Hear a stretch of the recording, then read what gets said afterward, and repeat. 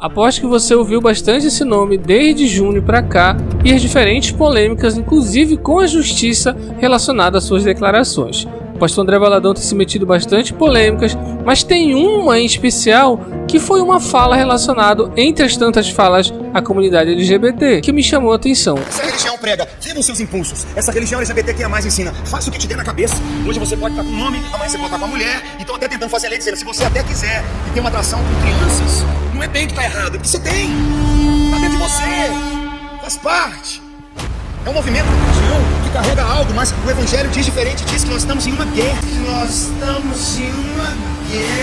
O pastor André Valadão tem aparecido bastante na mídia, com as suas posições bastante controversas, mas ele não é o único e ele faz parte sim de um movimento cristão que tem feito ataque sistemático à organização do movimento LGBT. A gente vai dar uma olhada de onde foi que veio essa ideia. Depois da vinheta.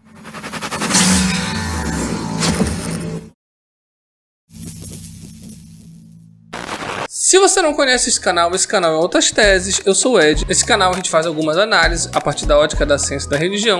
A gente tem estudado sobre movimentos contemporâneos ou aqueles chamados religiões seculares, que a gente tem feito bastante vídeos já sobre isso, uns vídeos bastante reverentes ali falando sobre religião de paródia e como é que elas tem surgido nessa ideia de organização contemporânea de cultos não religiosos, como as pessoas geralmente entendem. A gente tem um termo que é Novos Movimentos Religiosos, que é aquele termo que vai substituir na academia a ideia de seita ou culto por conta do uso popular excessivo e pejorativo que acabou se tornando. É errado usar seita ou culto? Não, mas dentro da academia a gente não utiliza esse termo porque a gente tem que fazer uma análise muito mais precisa da configuração desses movimentos, tá? Esse não é o ponto deste vídeo. O ponto principal é que o pastor André Valadão, ele está integrado no movimento, como eu falei. E o pastor André Valadão, ele não mora no Brasil, ele mora nos Estados Unidos. E essa igreja da Lagoinha, a Igreja Batista da Lagoinha, ela tem um plano ou tem um projeto de Lagoinha Global, que eles vão para outros países, especificamente aqui nos Estados Unidos. E aí eu fui dar uma olhada no Google rápido para ver da onde é que pode ter saído essa ideia. Nos Estados Unidos o movimento é chamado Pride, né, que seria o orgulho, a famosa ideia do orgulho gay, o orgulho LGBTQIAP+, eu acho que agora a sigla tá assim. E aí eu fui tentar dar uma olhada rápida para ver o que a gente encontrava. E o primeiro resultado foi logo de cara a base do que deve ser da onde o pastor André Valadão tirou as suas ideias. E aí eu encontrei um cara chamado Dr. Reverendo Matthew Roberts da Trinity Church York. E aí ele vai falar, sim, aqui qual é a ideia dele como uma religião a partir do orgulho gay ou uma nova religião de Estado. E vamos dar uma olhada aqui na entrevista dele. That you go along with it. Your thesis is that this is a religion of its own. Yes, I think that's right. I think what we really are seeing at the moment is that this is has become an established religion. There is in all sorts of ways in which Pride has the characteristics of a religion. It has its own religious rituals. It has its own religious processions. You see here aerial shot of a Pride march, which now happen in basically every town in the country, and very similar, I think, to what you would have seen in medieval times with saints' processions through the streets. It's become something which has its own liturgical calendar. Lots of people have noticed that. Of course, in the past, when Christianity was dominant, then the Christian calendar just defined where you were in the year, and that's now been replaced with another annual calendar, but which has 1 month of the year blocked out entirely as Pride Month, and another whole month which is for the history of the movement, and so lots of those kind of ways. It's occupying the space in the way that people think and feel, which religions occupy in other parts of the world and other times in history. But I think we can kind of drill into it and see there's a bit more going on than that. It has its own kind of sacred language, as many religions do, a language which you're supposed to use in order to be able to discuss the issues that are involved, and in a way a language that you've got to be initiated into. You can only use it correctly if you're properly part of the few who really grasp what is going on. Yes, A interpretação que eles fazem é que, como você não pode discordar de que isso é um problema ou de que isso é errado, e as pessoas socialmente têm buscado condenar cada vez mais, cometer um ato homofóbico ou transfóbico publicamente, isso tem se tornado uma verdade incontestável, segundo a interpretação deles. É porque simplesmente há uma inversão aqui, ser uma visão do não religioso falando sobre um religioso propriamente dito. E aqui tem uma lógica bem invertida, né? Eles são religiosos, dogmáticos, conservadores, que defendem determinados valores na sociedade e que eles acham que eles são perseguidos por conta disso. E aí, do que seria a natureza de como religião? Bora dar uma olhada aqui. O que ele vai definir? What would you say to those who say, no, it's a purely secular idea? And of course, that is exactly what it thinks of itself. That this is secular. It's got nothing to do with religion because religion is about opinions, whereas pride is about truth. It's about something absolute. I've often seen people say things like, you can choose your religion, but you cannot choose your sexuality. And so this isn't a religious thing at all. Now, it seems to me that those statements are all things that actually demonstrate quite how definitely it is a religion. It is of the nature of religion, or indeed the definition of religion is to believe that it is ultimate truth. A definição da religião é acreditar o que é a verdade suprema, exatamente como eles fazem. Então, assim, seria um conflito religioso entre os dois grupos, o grupo do movimento LGBT e dos cristãos, propriamente dito, que seria, sim, reconhecido como uma religião. E qual o problema de ser ou não reconhecido como uma religião? Seria essa impossibilidade de discutir ou de estar aberto a críticas ou mudar de ideias, que é exatamente como o grupo se comporta, ou como essas lideranças se comportam. It doesn't talk about God very much. Some of them do, but generally. So in what way is this a religion? And I think the answer to that is to say, no, it really is a religion, but it is a religion that worships a different deity to the things we normally think of as religions: Christianity, Islam, Hinduism.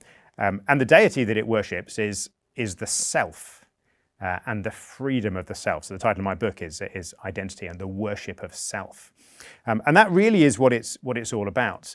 It's about saying that who I am, and particularly what I desire to do, is the thing that must be served. Ok, aqui a gente tem o ponto lá aonde o André Valadão vai compartilhar essa ideia de uma religião que não é igual às outras religiões ou que adora a Deus como princípio, adora o eu propriamente dito. A gente tem uma diferença do pensamento aqui da ideia de que o eu é adorado, o ser humano é adorado, né? Ser humano em primeiro lugar. Você lembra lá da sua aula de história ou até aula de literatura, quando vai se falar ali do medieval europeu, quando começa a concepção antropocêntrico, renascentismo cultural italiano, e aí essa ideia, né, de que o Deus sai do centro e o homem passa a ficar no centro de todas as coisas. É mais ou menos essa ideia que eles tentam impregnar para falar que o movimento LGBT ou Pride é uma nova religião que tem um Deus que adora a si próprio. Bem, isso é um típico confronto entre concepções modernas e concepções medievais. E aí ele vai falar um pouco do livro dele. Este livro vai ser a base em que vai ser configurado esse tipo de pensamento. Eu encontrei uma resenha do livro que vai falar um pouco lá dessas ideias e também vai falar um pouco ali da questão da terapia de cura. Na concepção dessas pessoas, a sexualidade é um problema ainda visto como uma doença e ele precisa sim de tratamento. Claro que a psicologia, a ciência em si, a ciência comportamental, ela não dá nenhum respaldo para isso. Isso é puramente uma visão religiosa sobre determinados comportamentos. Então, assim, este movimento ele tem muito a ver com as polêmicas que o André Valadão tem se colocado. Ele é, de certa forma, que transpõe essas ideias que é divulgada lá nos Estados Unidos para cá, para o Brasil. Mas assim, de início, são essas ideias que o André Valadão coloca, é que ele tira dessa teologia criada por esse grupo que faz uma crítica a políticas de identidade, a ideias de identidade de gênero e coisas relacionadas, tá? Então nessa outra parte aqui a gente vai dar uma olhada. Olha, a postagem que vocês estão vendo aqui do lado é a postagem que o André vai lá sobre por que é uma religião. E aí a gente nota que são todas as ideias lá do Reverendo Metro falando sobre imagens, falando sobre que tipo de Deus é adorado, que há uma adoração, no caso aqui, relacionado ao sexo. O que é completamente incoerente, porque da onde é que saiu isso? De uma observação empírica, de uma ideia de que essas pessoas fazem sexo para adorar a si próprios, buscam o prazer, e aí a gente tem aquela ideia, né, do conflito de que você tem que cuidar muito mais da sua alma do que propriamente do seu corpo. E aí uma concepção diferente que ao longo da história isso vai se repetir, né? Se repete na Idade Média, vai se repetir em outros momentos. Então esse grupo faz um resgate dessa ideia de que você não deve adorar o seu corpo ou cuidar do seu corpo, você tem que estar prezando pela sua alma, tá? E aí eles colocam que isso no movimento LGBT é uma forma de adoração. E a outra parte é um símbolo, que ele diz que o arco-íris é um símbolo do amor, mas a gente sabe que o cristão mais para o cristão, o símbolo do amor é a cruz. Ok, o que isso tem a ver uma coisa com outra? O grande ponto é que não dá para ver com uma nova religião ou com uma organização religiosa. É um movimento social que preza inicialmente pelos direitos civis reconhecidos, né? A população LGBT, ela é alvo de ataques, ela é uma das populações, por exemplo, no Brasil, que mais é assassinada por conta da mentalidade que a gente tem na sociedade em relação àquilo que não é normativo. E aí, cara, assim, não condiz, é um tipo de teologia que ela é completamente furada, não tem um embasamento total na realidade, isso é uma invencionice com a ideia de tentar forçar como uma religião secular ou algo parecido. Não há nenhuma evidência, pelo menos de pesquisa, que fale, que mostre que há esse tipo de adoração. E a criação de símbolos, como toda organização, ela precisa de uma coerência. E como essa coerência vai surgir? São através dos símbolos. É mais ou menos isso que a gente tinha para dizer.